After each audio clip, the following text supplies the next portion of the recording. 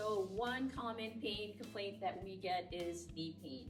So at some point in our lives, we've all probably experienced some type of discomfort in the knees.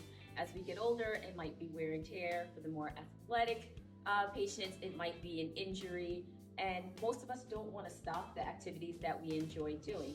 So question from a patient: I have knee pain, off and on, intermittent, but I love to cycle, ride the bike. What can I do to strengthen my knees so that I continue to do the activities that I love? Yep. And this is something that we see all the time. I think with physical activity, the first thing I always tell everybody to look at is just take a look at your programming first and make sure there's a good balance to it, right? So, if you're cycling every single day, make sure you're offsetting that with some low intensity days and high intensity days. Because if you are going high intensity every day, a lot of times that will kind of overload the system and that can trigger some pain.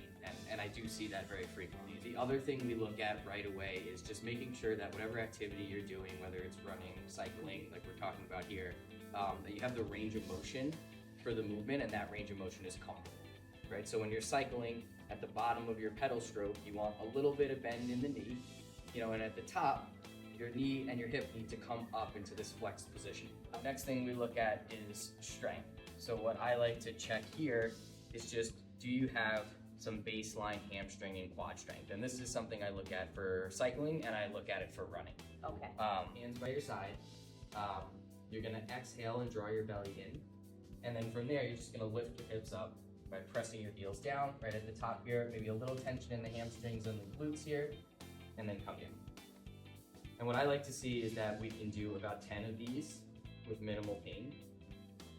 I do have a little progression for this, so if you feel like you can do this confidently, I also like to see, especially for runners, single leg strength. Okay. So we just do a single leg variation of this. So all you're gonna do is you're gonna take your foot, yep, exactly, and you're gonna do the exact same thing. You pull up on one leg. I do like to see 10 of these as well. Ideally, particularly if we're a runner, I like to see 10 of these. We also like to make sure, the quads and the calves are also adequately strong for running and cycling.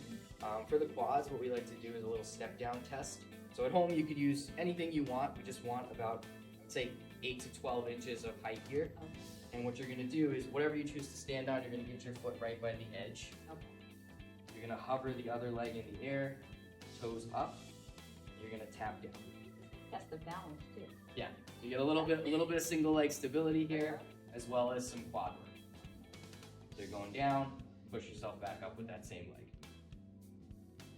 Last big component for running that I like to look at is calf strength, right? So what I like to see is you can put your hand on anything at home, and I like to see 15 at least single leg calf raises. So you're just going up onto the toe and down.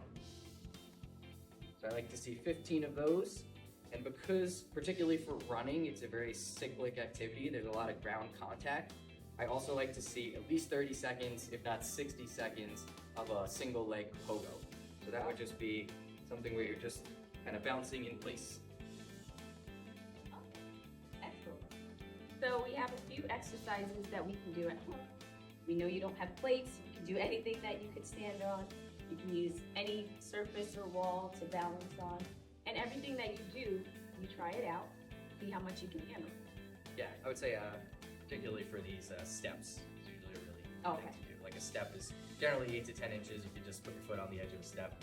Usually you can hang onto the banister or put a hand on the wall right in front of you. So that's usually my favorite way home for that one.